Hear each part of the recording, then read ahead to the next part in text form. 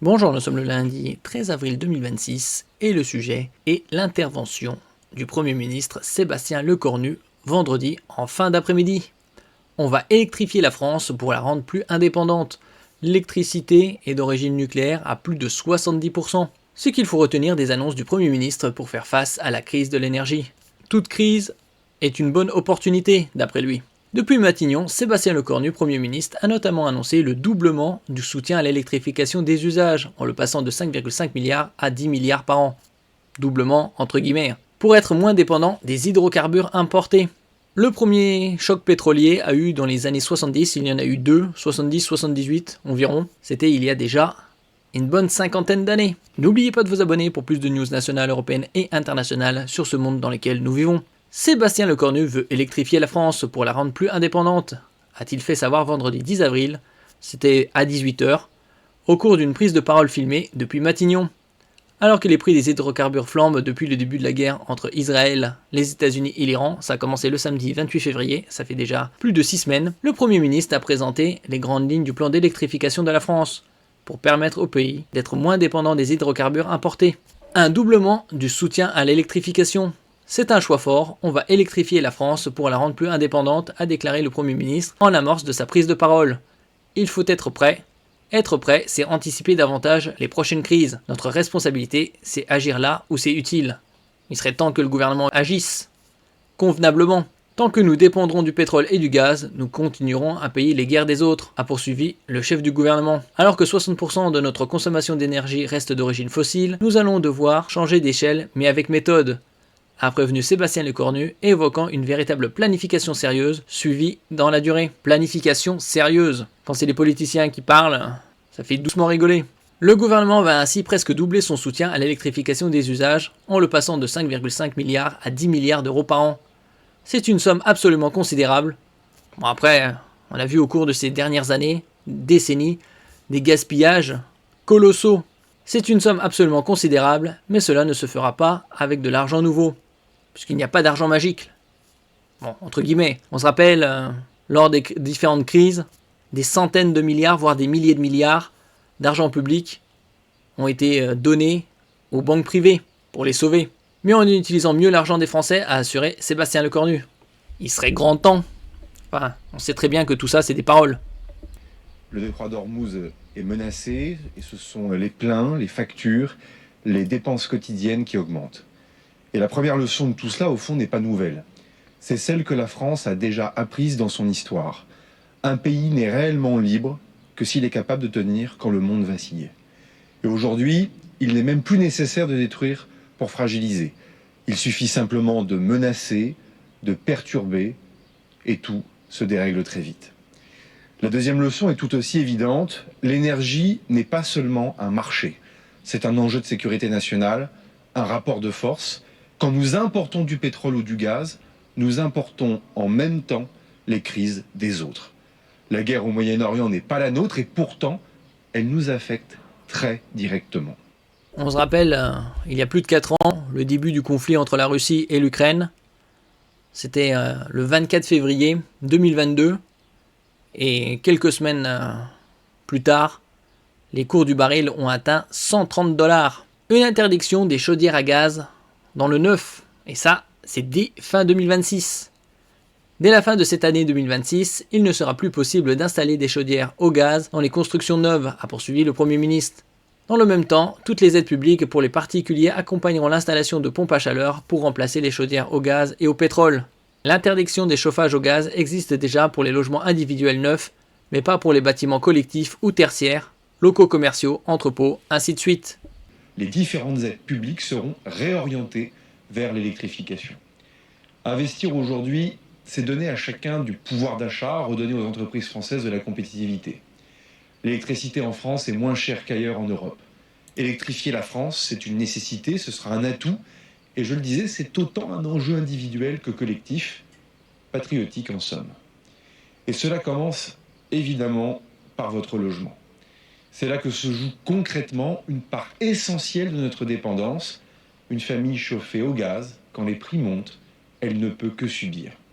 Et souvent, ce sont les mêmes Français, les plus modestes, actifs ou retraités, les classes moyennes et les habitants du logement social. Nous allons donc engager une bascule claire. Dès la fin de cette année 2026, il ne sera plus possible d'installer des chaudières au gaz dans les constructions neuves. Dans le même temps, toutes les aides publiques pour les particuliers accompagneront l'installation de pompes à chaleur pour remplacer les chaudières au gaz et au pétrole. Aujourd'hui, une part très importante des logements sociaux sont chauffés au gaz. Cela signifie concrètement que celles et ceux qui ne peuvent pas décider de leur mode de chauffage sont ceux qui, à la fin, paient le plus. C'est une aberration sociale, une aberration économique, une aberration écologique et même une aberration politique. Un objectif d'1 million de pompes à chaleur installées par an. 1 million symbolique. Pour le logement social, l'électrification sera considérablement accélérée. Ainsi, 2 millions de logements sociaux sortiront du gaz d'ici à 2050. 2050, dans un peu moins d'un quart de siècle. Nous allons organiser cette transition territoire par territoire et en évitant une planification centralisée qui viendrait d'en haut, c'est-à-dire seulement depuis Paris. Aussi, 100 premiers territoires seront sélectionnés pour s'engager d'ici 2030 dans une trajectoire zéro gaz avec un accompagnement complet, a poursuivi le Premier ministre. Le changement d'échelle se traduira concrètement par l'installation d'1 million de pompes à chaleur par an d'ici à 2030, a-t-il chiffré. Nous allons faire du chauffage électrique la norme, a-t-il poursuivi. D'ici 2030, nous remplacerons ainsi 85 TWh de gaz par de l'énergie purement française, selon Sébastien Lecornu, ce qui représente l'équivalent de 20% de nos importations de gaz. Ces pompes à chaleur permettent de diminuer par 2 le coût du chauffage. Elles sont fabriquées en France. C'est une filière nationale d'avenir avec des dizaines de milliers d'emplois à la clé. Nous allons donc faire du chauffage électrique la norme, là où il est encore l'exception. D'ici 2030, nous remplacerons ainsi 85 TWh de gaz par de l'énergie purement française. Présenté comme cela ne veut certainement rien dire ou pas grand-chose, mais c'est pourtant l'équivalent de 20% de nos importations de gaz. C'est donc un levier majeur pour notre avenir. Il faut rappeler que l'année prochaine, ce sera les élections présidentielles. Un développement du leasing social et des véhicules électriques. Le leasing social, c'est-à-dire des voitures à loyer mensuel modéré, va être de nouveau proposé dès ce mois de juin. Une première offre d'au moins 50 000 véhicules électriques supplémentaires va voir le jour, a fait savoir Sébastien Lecornu lors de sa prise de parole. Pour les gros rouleurs issus des classes moyennes, entre guillemets, 50 000 véhicules électriques supplémentaires vont aussi être subventionnés dès 2026. Le Premier ministre a notamment cité les aides à domicile, les aides soignantes, les infirmières, les artisans et tous les salariés ou agents publics de notre pays. 2 voitures neuves sur 3, 2 tiers, devront être électriques d'ici 2030, donc d'ici 3 ans et demi, a-t-il souhaité, appelant à la production de 400 000 véhicules électriques par an dès 2027 et à 1 million en 2030. Le gouvernement va aussi mettre en place des outils dédiés aux entreprises, notamment les PME, petites et moyennes entreprises.